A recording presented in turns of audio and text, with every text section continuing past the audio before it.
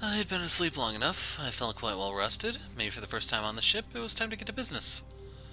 I hopped out of bed, this time with much more spring, and headed towards the lab with two things in mind. One, changing dimensions, and two, finding the deactivation code for Dai. I arrived in the lab. Well, I guess it was my lab now since Vladimir. Alright, let's begin. Hi? I appeared before me almost before I finished saying her name. Must be nice to be able to move around that fast. Yes? Have you got any new information at all on the deactivation code? I am afraid not. If I did, I would notify you. Yes, of course, my apologies. Now, if you will excuse me. I bowed and disappeared from the room almost as quickly as she appeared. Well, that wasn't a positive start. Alright, next problem, this damn watch. I pulled the watch out of the box in the lab and stared at it intensely again. Still looked exactly the same and made the same stupid buzz noise when I pressed it. This is the definition of insanity. Good morning, sailor. I turned around to see that Beatrix had let herself into the lab. Good morning, Beatrix. Still playing with that watch? Afraid so. I'm getting nowhere and I'm just going crazy here. Maybe you're missing the point. How can I be missing the point? What if that watch has nothing to do with anything, but you have become fixated on it and are now missing the real solution? What if your parents' research was a dead end, and now you are just continuing to waste your time? You could be right. Maybe I am chasing the wrong idea. Yep, you could be. Beatrix answered flippantly like it was obvious. So, what do you suggest then? I suggest that we enjoy today. We might be dead tomorrow. At this rate, we'll all be dead within months. So, you have months to solve the unsolvable problem. I was unsure how Beatrix was so relaxed about the possibility of our future deaths, but I found it reassuring somehow.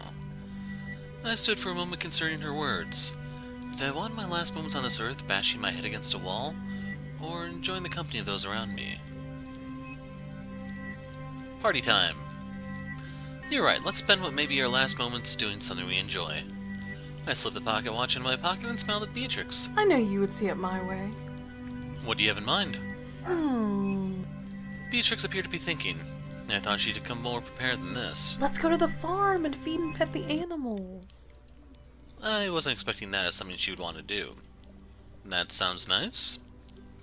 We headed out towards the farm to feed and pet the animals. Once we arrived, Beatrix quickly made her way to the sheep pen and started patting the sheep. While staying there in the farm watching Beatrix happily pat sheep, it was easy to forget the predicament we were in and soon to face. Hero. Yes, Beatrix? Once this is all over and life returns to normal, let's enjoy every day together. Just like we are now. Like it might be our last. I've spent too much of my life taking each day for granted. Nikolas for granted. I don't want to do that anymore. What makes you so sure we will ever return to normal? Pessimistic, eh? Beatrix threw a glance sideways in my direction. I would rather believe that I'm a realist. That's just a fancy word for someone who's given up.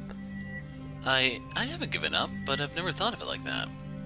So how shall we enjoy our everyday together once this is done? I like baking. Let's bake some biscuits together one time. I look forward to it. So do I. I spent the rest of the day with Beatrix just enjoying each other's company. Tomorrow is going to be hard, but I was going to try and be more positive. After all, I hadn't given up. I woke again with a similar feeling I had felt many times before. My stomach felt as though it was trying to escape my body. It was time to go dance with the devil, I suppose. I slipped out of bed and stood firmly on my feet, forcing myself to wake up. I wonder what time it is. Must have woken up before the games start. Good morning! Di, why are you here already? It isn't game time yet, is it? Nope. But I, the sleepyhead, wanted to sleep in this morning, so I'm doing her daily tasks. Wait, really? No, silly. I is a program. She doesn't need to sleep in. No, not that. The fact that you're doing her tasks. That. Kinda? Di cocked her head to the side, cocked her head and smiled quizzically. What does kinda mean? I am a busy lady, so I'm picking and choosing what tasks to do. For example, I woke the captain up just an hour ago. That's nice of you. I blasted her room with music louder than recommended levels for human ears. That was nice of you. I stood for a moment unsure how to respond. Yes, it went as well as you can imagine. Death metal or bust.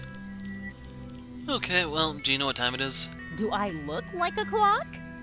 From the side? Well, no, but... You are on a spaceship for science's sake.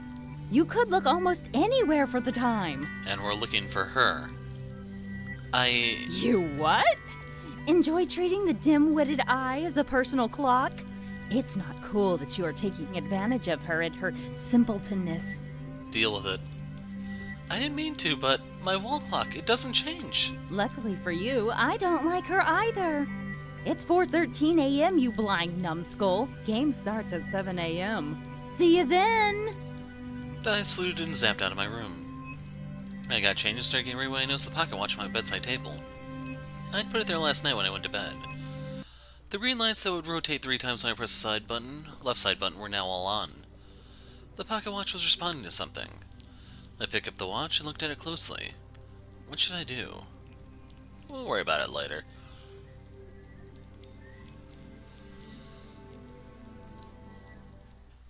I don't know what could happen if I press the buttons now. For all I know, something devastating could occur. I stared at the watch with a stomach-churning mix of respect, fear, reverence, and awe. I slipped it gently back into my pocket, taking extreme care not to brush any buttons with my hands, and let out a huge breath, realizing that I'd been holding it this whole time. Think, hero, think. Perhaps it would be best to get some advice on this matter. I decided to go and consult Beatrix. I wound my way down the hallway, head swimming with thoughts, and found myself staring at the door to the Vogel's quarters with no recollection of how I arrived there. Shaking my head to try and clear it, I pressed the intercom button. Beatrix, can I speak with you for a moment? No response. Beatrix? Still nothing but silence. I started back down the hallway when I heard the door open behind me. Hero? Good morning, Nikolas. It would be, if not for recent events. I'm sorry, Nikolas. May I speak with Beatrix? Hero? Yes? What am I supposed to think when you, a young man, comes to wake my sister at some ungodly hour of the morning? He'd be lucky if he just considered me a young man instead of the resident hooligan. Just saying. Took me a moment to realize what Nikolas had implied. No, it's not at all what you think. Just resident hooligan business. Go on then, I'm listening. Well, there goes your plausible deniability. I came to ask Beatrix for advice. My research on the pocket watch has finally had a breakthrough. And do you think Beatrix could be of assistance at this hour of the morning? Nikolas chuckled empathetically, as if I was about to walk into the lion's den. Be my guest. I will give you two some space and go and fix up some breakfast. Nikolas moved to one side, motioning for me to enter. He gave me one last pitying smile and disappeared down the hall. So keep in mind this is the first time we've seen their room. I stepped into the room and saw the outline of someone wrapped up in blankets on the bed in the corner. Beatrix? She didn't respond. I tiptoed closer and tried to gently rock her. Beatrix, it's me. Perfectly coherent, I tell ya. Beatrix, I need your advice. Please wake up. Beatrix stirred a little, but she did not rise. They actually let me do it. I gently poked her in the face with my outstretched finger. Her aggressive moans started forming coherent words. Go away, Nikolas. Beatrix, it's me. Go away, me. I doubled over and laughed at her hilarious response. I struggled to plead with her between gasps of breath. Please, need your help. Beatrix sat bolt upright, having finally been sufficiently roused. This had better be very important. It is, I promise. You've got exactly 10 seconds to make your case before I kick the ever-loving crap out of you. Plan B, press the button. The pocket watch, it's turned on. What? It's doing something. The green lights are all lit up now. I yanked the watch excitedly from my pocket and held it up for Beatrix to inspect. The watch face bathed Beatrix's own face in green light glinting off her tired eyes. Intrigue slowly dawned over her features. Well, does it work now? I don't know. I haven't pressed anything yet. Why not? Would you press it? In a heartbeat. But what about Nikolas? What if using it killed him? If I knew for sure that it would kill Nikolas, I wouldn't touch the thing. But I don't know that. Quite the contrary. It may be the only thing that can save him. You'd risk that? Look, you'd have to be blind to see that we're practically dead already. Dai isn't stopping. It's just a matter of time. It clearly pained her just to mention the possibility of Nikolas dying. So, if given an option, no matter how dangerous or unlikely to work, I would take it. Beatrix was right. Even with this, I couldn't bring myself to push the button just yet. I thanked Beatrix and made my way back to my quarters so I could consider her thoughts on the merits of using the watch and its possible implications. She made a lot of sense, but there was still something inside making me hesitate. I tried my best to get a solid grasp of the possibilities and consequences that literally lay in the palm of my hands. Time flew by as I was lost in thought, only interrupted by the PA system suddenly springing to life, shocking me out of my contemplative state. Good morning, my most eager beavers. Today is, of course, the long-awaited round of the deletion game Vampire Children. If you could all please make your way to your individual quarters, I will be selecting my vampire. I sighed, remembering that I had bigger problems immediately at hand. Hello? Dai was standing before me as I glanced up, looking far too happy for me to feel entirely comfortable. Oh, why the long face? You mean besides the game? The game? I'll have you know that it's your lucky day, sir. Oh, and how exactly is that? You are not the vampire. I repeat, not the vampire. Why is that a good thing?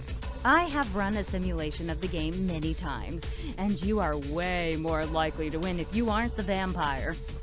So, isn't that unfair? I didn't say by how much. Besides, this game is about convincing others to breed with you. So, it's much more reliant on the interaction of the people playing than the actual mechanics themselves. Yay for me, then? That's the spirit. Now, when the time comes, go out there and make Granny Dai some beautiful grandbabies.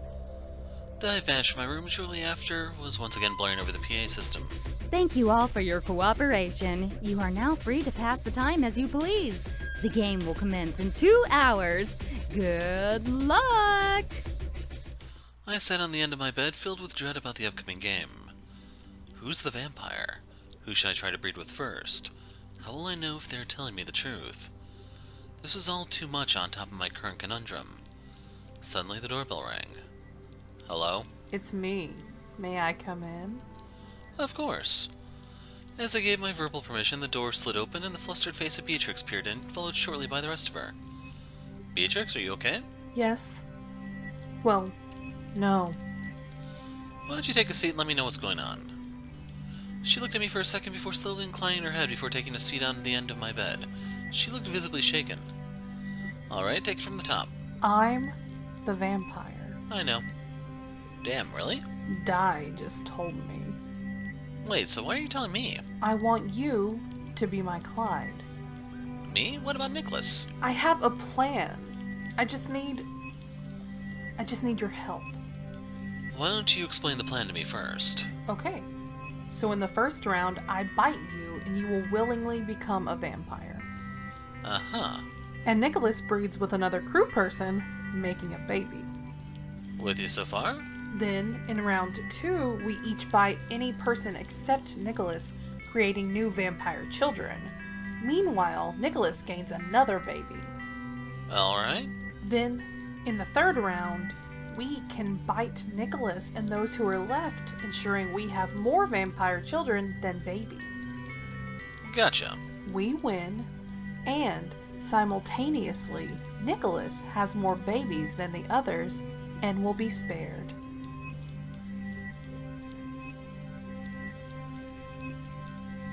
This is one of the things I was kind of wondering about. Correct. After we bite them, they will no longer produce babies and will be stuck in that form from the first round. So, we essentially get to choose who dies. Correct. I don't know if I want to make that decision. If you don't help me, I'm dead. Silence ruled the room as I could feel the tension growing. Is there no one you're willing to sacrifice to save me? Nikolas? Beatrix... I came to you because I want to save you.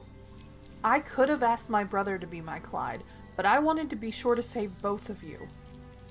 And this is the only way I can think of doing it. I want to save both of you. And so I will. What do you say? Join me? Of course. Fantastic. So, what do we do from here? We don't have to do much, just make sure to breed with me in the first round and things should go smoothly from there.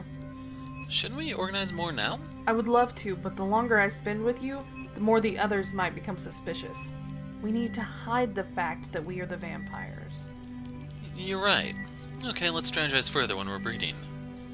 Beatrix winked as she turned and left.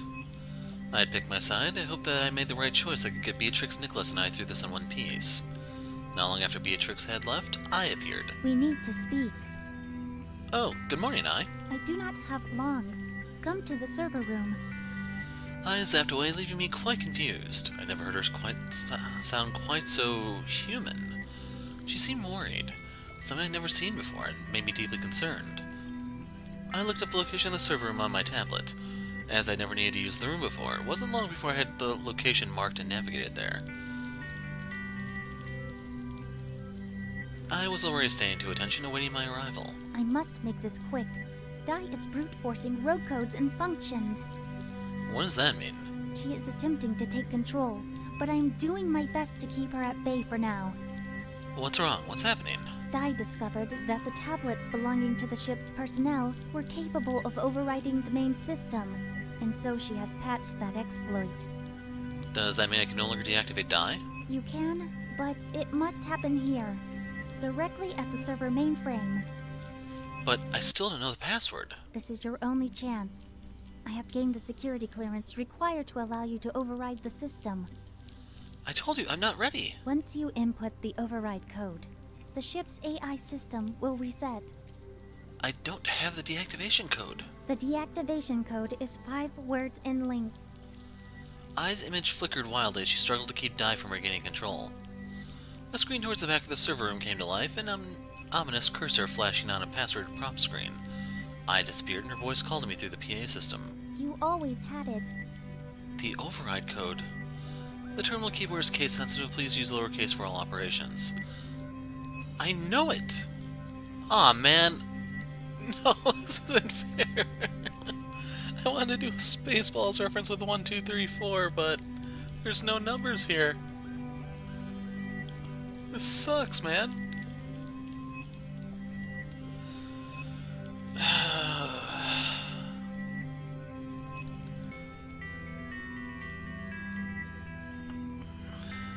It's just so heartbreaking.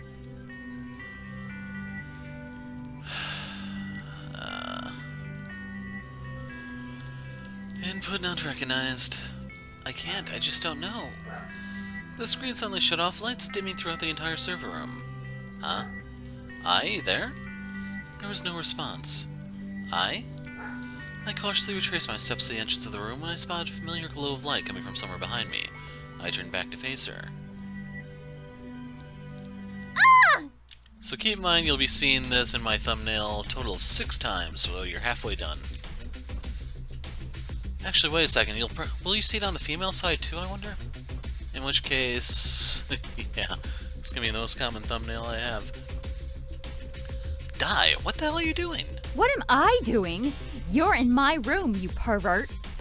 This is the server room. Where do you think I live, moron? I guess that she was right. Everything that made up Ai and Dai resided on these servers. Sorry, Dai. Just get out. Sheesh. Can't a girl get a little privacy around here? I hastily beat a retreat. Never knew to cross a woman in her own territory. I felt like a bath to relax my frayed nerves, plus I really needed to clean myself up before the game started. What the hell, man? Couldn't you at least bring a mop?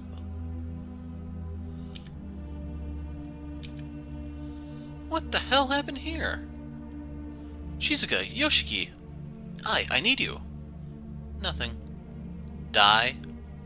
Dai zapped in the room, and the scene that awaited put a shocked look on even her face. Wow, you couldn't wait for the game, huh? Someone beat me to it, I'm afraid. Got a mop handy? Would you just look at this mess? You're one bloodthirsty animal. I'm so proud. Aw, recognition. It wasn't me. I ran over to Shizuka. She had been bleeding heavily from her torso, but the bleeding had since stopped, along with her heart. I made my way to Yoshiki, pulling him from the bath, but it was too late. He was already dead. I'm not a doctor, but they are, like, really dead. But are they pretty dead or ugly dead? My eyes traced the blood trail through the bath towards the back of the room. An arm lay at its source, sticking out from around a corner. I wouldn't go back there if I was you. Why not? I'm registering a life form. Someone is still alive? Before Dai could respond, I sprinted over, praying that at least someone had survived. My mind raced as I approached, turning the corner. I think you might have misunderstood. Dai stood beside me as I looked up and came face to face with the captain. I barely had time to register the glint of steel. I looked down and saw the hilt of a knife protruding awkwardly from my stomach. At my feet was the motionless body of what looked like the captain? Wait, didn't she? I looked back up and saw the hand of the captain still in front of me, having just embedded the knife into me. Captain? Why are there two captains? And why are you stabbing him? Dai seemed just as confused as I did. The captain didn't answer, but yanked the knife from my stomach instead. I fell to my knees, crippling pain radiating out from my stomach, sending my whole body into shock. I clutched desperately at the wound. Everything's going to be okay. It's only a flesh wound. Dai staring quizzically at the captain, ignoring the fact that I was bleeding out on the floor. I just need to stitch this up. Dai, please help me. I tried to hold myself up by leaning on the adjacent wall, but my strength failed me, and I slid slowly down, leaving a grotesque smear of blood as I sank. You killed Kimiko? Yes. But you are Kimiko. Yes. My primary directive is that Kimiko never be slain. Yes. But you... Yes. And she is... Yes. I... failed. That is correct. Dai's face was overcome with an immense sadness. Even as I quietly bled out on the floor, I felt sorry for her. Dai turned to me, her eyes locking onto mine. Your injuries are fatal. You will die shortly after losing consciousness in a moment or two. Torso wounds with a knife are actually a little tricky to kill with. Due to all the connective tissue in the torso, it will move your organs around should anything actually pierce or impale you, so it shouldn't be that bad. It can bleed a bit, but it shouldn't be that bad. Not the worst news I've been given today. Dai smiled sincerely, perhaps for the first time. I'm sorry you died. That everyone died. For no reason. That was the last thing I ever heard. There was no CG here, man. What the hell? Okay, normally I just cut here, but I am so freaking curious. We should have like a quarter of them by now.